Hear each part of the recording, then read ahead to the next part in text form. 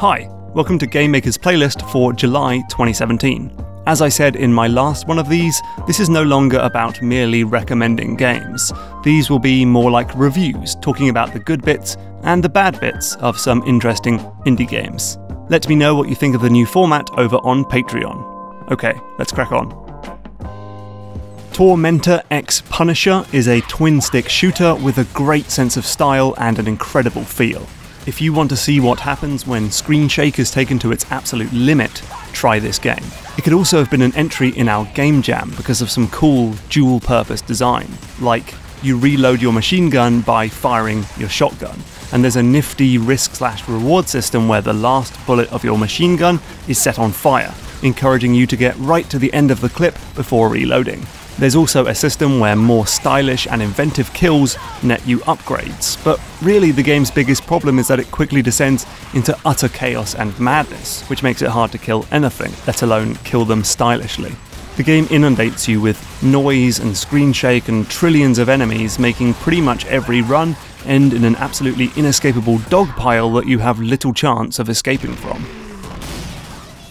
The End Is Nigh is the new game from Edmund McMillen and his on-off collaborator, Tyler Glale. Of all Edmund's games, it is obviously most like Super Meat Boy because it's a tricky, fast-paced platformer with really tight controls and more than a few deaths. It doesn't feel identical to Meat Boy. Like, instead of an infinite wall hop move, you can hang onto ledges and corners and then ping yourself off, which feels a bit more limited actually. There's almost an exact predictable path that the move will give you, and that makes it a lot less expressive than Meat Boy. Oh, and another change is that instead of picking variably sized levels from a menu, you're working through a great chain of tiny single screen levels, which makes for a good flow when you're moving through the game once, but an aggravating amount of repetition when you're going back for secrets. So the game's nice, but it will ultimately end up compared to Super Meat Boy, whether Edmund intends it to or not, and I think the game comes up a bit short. On its own, pretty great. In comparison, a bit disappointing. Kona has a really cool premise. It's an open-world, puzzle-based detective game, and it has hints of stuff like Fargo and film noir. But so much of the game just held me at arm's length. Like the annoying survival mechanics and the fact that this wintry open world is really difficult to navigate, making moving around and looking for items and clues just kinda aggravating. I'm not a big fan of survival stuff in general. I find it very stressful to always be barreling towards exhaustion, starvation and being frozen to death, but it's bearable on its own in a game like The Long Dark. Doing all that while also trying to solve puzzles though? Yeesh, no thanks. I also don't like the voiceover. It's some third-party narrator and it regularly strays into over-explaining really obvious stuff or being a heavy-handed tutorial. I didn't have very much positive stuff to say about this one, did I? I've only played a bit of Pyre, but just like Bastion and Transistor, it is definitely gorgeous and quite interesting. This time, the story and movement is boiled down to more of an interactive fiction setup, closer to something like 80 Days. And we get an entirely new and inventive combat system, and this time, it's kinda like rugby, or American football, or basketball. Two teams of 3 heroes attempt to dunk a ball into each other's goal.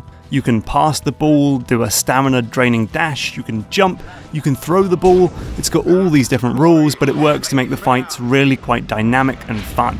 I'm not sure how it will hold up over many hours, but it's fun to start with, and good on Supergiant for always trying something a bit new. Their games have a similar feeling, but they always end up very different in execution.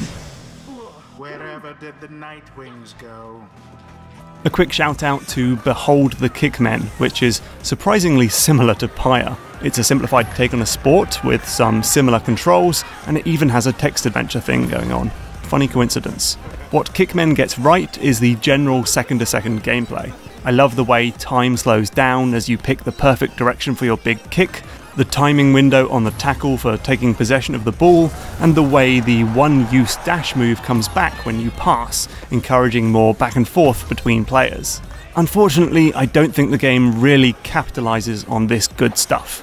There's a lot of fluff in here, and Dan Marshall's humour is laid on a tad too thick, where you're having to grind through jokes to get to the game. And then the story mode starts by taking away all your moves, despite practically forcing you to sit through a tutorial that just taught you how to use all your moves, and yeah, it's a good game, spoiled by a lot of the stuff laid on top of it. Everyone's talking about PlayerUnknown's Battlegrounds at the moment, so I gave that a go. If you don't know it, it's a game where 100 players drop onto an island and then have a free-for-all shootout until one person remains. You'll be searching for weapons, finding vehicles, and getting pushed closer and closer to one another by an ever-shrinking force field. It's very different to your typical online shooter.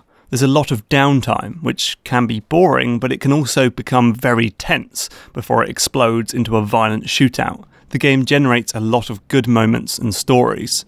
I guess the only thing I don't like is how the game just ends, really unceremoniously, when you die. There's no spectating, for example, which is probably something to do with cheating, but it still feels weird when you're just told to return to the menu and start again. And that can make everything pretty anticlimactic, and when matches last 30 odd minutes, it's hard to justify playing again and again. It's definitely a cool game though, and it's good to see people experimenting with new ways to shoot each other to death.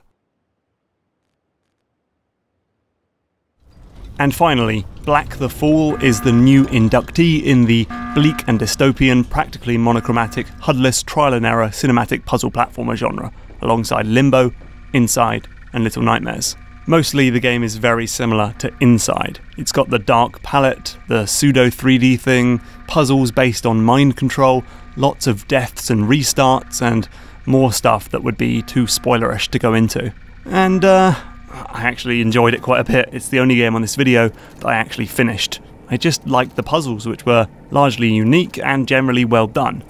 But it still doesn't have its own identity, and so I spent the entire game thinking about how much it's like Inside, just like how I spent most of my time with Nioh thinking about which bits were like Dark Souls and which bits were unique. And this is always the risk when you're so heavily inspired by a single existing thing. It just lives in the shadow of that first game. Sorry, I'm digging back into that Souls-like video I did this month. Ignore me. If you liked Inside, you'll probably like this game too. Just don't expect to be blown away in the same way. Everything's always less impactful the second time. Okay, wow, that was a lot more games than usual. I only promised 3 games a video on the Patreon, but now I've gone and done 7. So please don't make this your expectation point for future playlist videos. The next month should be good. We've got Tacoma, Sonic Mania, Absolver, and more. So see you then. Bye.